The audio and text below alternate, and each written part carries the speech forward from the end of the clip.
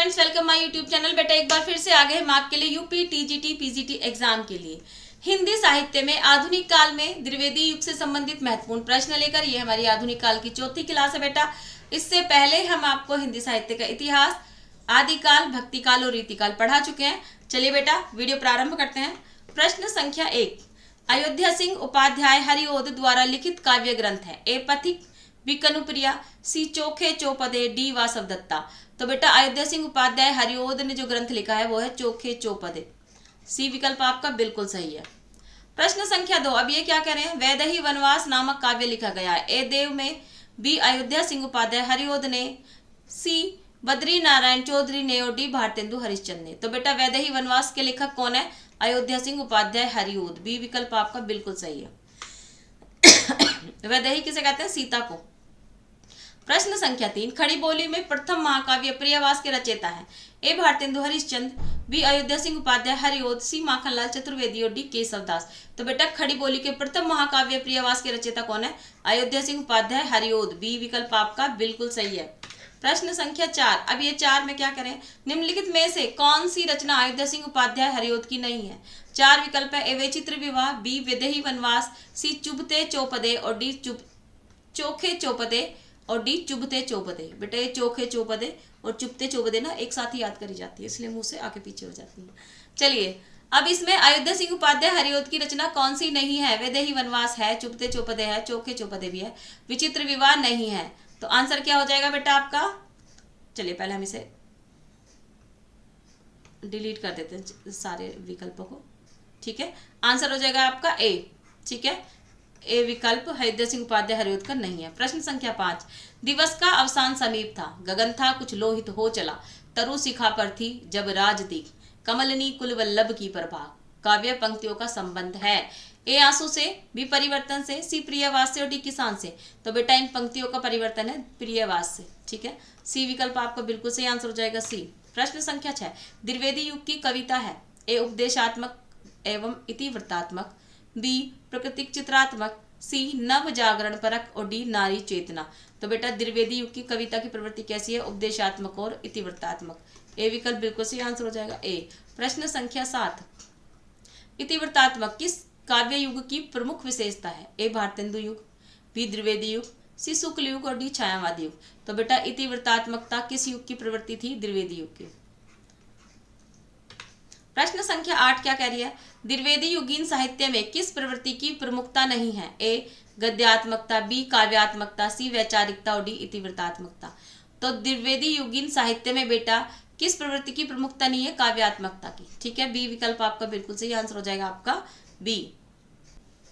प्रश्न संख्या 9, साकेत में राम का चरित्र काव्य के द्वितीय श्रेणी के चरित्रों में परिगणित होने योग्य ही बन सका है। प्रस्तुत कथन किसका है।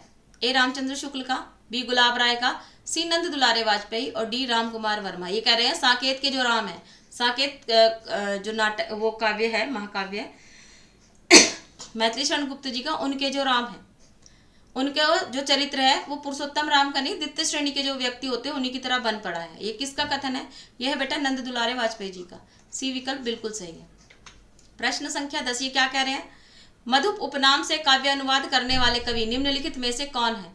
ए महावीर प्रसाद द्विवेदी, बी मैथिली शरण गुप्त, सी माखनलाल चतुर्वेदी और डी भारतेंदु हरिश्चंद्र। तो बेटा वे हैं आपके मैथिली शरण गुप्त। ठीक है, मधुप उपनाम से कौन कविता किया करते थे, मैथिली शरण गुप्त। प्रश्न संख्या 11, वे धर्म में विशिष्ट द्वैतवादी, विचारों में गांधीवादी और साहित्य में अभिधावादी है। यह कथन मैथिली शरण गुप्त के विषय में किसने कहा। ए डॉक्टर गणपति चंद्र गुप्त ने, बी डॉक्टर हजारी प्रसाद द्विवेदी, सी डॉक्टर बच्चन सिंह और डी रामचंद्र शुक्ल। तो बेटा ये कथन किसने कहा, आपका बच्चन सिंह ने। सी विकल्प आप बिल्कुल सही आंसर हो जाएगा सी। प्रश्न संख्या 12, संदेश यहाँ में नहीं स्वर्ग का लाया, इस भूतल को ही स्वर्ण बनाने आया। उपयुक्त पंक्तियों के रचयिता है। ए रामधारी सिंह दिनकर, बी माखनलाल चतुर्वेदी, सी अयोध्या सिंह उपाध्याय हरिओद, डी उपयुक्त में से एक से अधिक और ई उपयुक्त में से कोई नहीं। तो बेटा इसमें आंसर होगा ई, उपयुक्त में से कोई नहीं, क्योंकि ये साकेत की पंक्तियां हैं आपकी और साकेत किसका है, मैथिली शरण गुप्त का।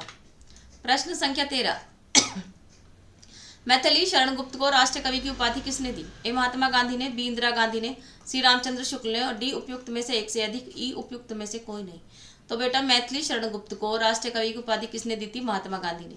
महात्मा गांधी जी ने जो मैथिली शरण गुप्त थे उनका साकेत ट्रेन में पढ़ा था। वो कहीं जा रहे थे, उन्हें तब ये पुस्तक प्राप्त हुई, उन्होंने पढ़ा, तो तब उन्होंने मैथिली शरण गुप्त जी को किसकी राष्ट्रीय कवि की उपाधि प्रदान की। ए विकल्प आपका बिल्कुल सही है। प्रश्न संख्या 14। अब ये क्या करें? भारत भारती का प्रकाशन किस वर्ष हुआ? ए 1912, बी 1914, सी 1916 और डी 1918। तो बेटा भारत भारती का प्रकाशन वर्ष 1912 में हुआ था। ए विकल्प बिल्कुल सही है। प्रश्न संख्या 15। इसमें से कौन भारत भारती काव्य के रचयिता हैं? 4 विकल्प है। ए अयोध्या सिंह उपाध्याय, हरिओद, बी पद्मलाल पुन्नालाल बख्शी, सी मुकुटधर पांडे, डी उपयुक्त में से एक से अधिक और ई उपयुक्त में से कोई नहीं। तो आंसर हो जाएगा बेटा उपयुक्त में से कोई नहीं, क्योंकि ये क्या है? भारत भारती किसकी है? मैथिली शरण गुप्त की। प्रश्न संख्या 16। चिरगांव झांसी किस कवि का जन्म स्थान है? 4 विकल्प है। ए राम नरेश त्रिपाठी, बी मैथिली शरण गुप्त, सी बालकृष्ण शर्मा नवीन और डी राम कुमार वर्मा। तो बेटा चिरगांव से जिसका संबंध है वो है मैथिली शरण गुप्त। बी विकल्प आपका बिल्कुल सही है। प्रश्न संख्या 17।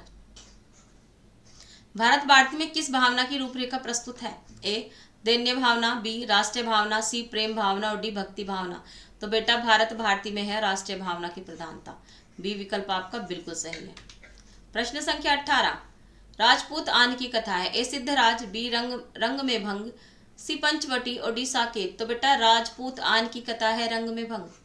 आपको पता है कि भारत विविधताओं का देश है। भारत में भिन्न भिन्न प्रकार की जातियां रहती हैं। भारत विविधता का देश है, फिर भी भारत में एकता है। होली, दिवाली, दशहरा सब साथ मिलके मनाते हैं और अपनी इज्जत के लिए यहाँ पे लोग एक दूसरे का क्या कर देते हैं? अपनी जान पे बनाती है। अगर कहीं भी किसी रेस्पेक्ट की बात आ जाए तो यहाँ, और राजपूत कौम तो जानी किसके लिए जाती है? अपनी आन बान के लिए जानी जाती है। ठीक है। तो जो मैथिली शरण गुप्त जी की रंग में भंग है वो राजपूतान की कथा है। प्रश्न संख्या 19। किसान के रचनाकार है मैथिली शरण गुप्त, बी निराला, सी हरिओद और डी प्रसाद। तो बेटा किसान की रचना किसने की थी? मैथिली शरण गुप्त जी ने। ए विकल्प आपका बिल्कुल सही है। प्रश्न संख्या 20। रंग में भंग नामक काव्य कृति के रचयिता है। ए भिखारीदास, बी मलूकदास, सी मैथिली शरण गुप्त और डी तुलसीदास। तो बेटा रंग में भंग नामक काव्य कृति के रचयिता कौन है? मैथिली शरण गुप्त। ठीक है। सी विकल्प आपका बिल्कुल सही है। हमने आपको पूरा पढ़ा दिया बेटा। हम उम्मीद कर रहे हैं आपको कि आपको हमारी वीडियो पसंद आ रही होगी। यदि आपको हमारी वीडियो पसंद आई है तो इसे लाइक करें, शेयर करें, हमारे चैनल को सब्सक्राइब करें। मिलते हैं अगली वीडियो में बेटा। नमस्कार।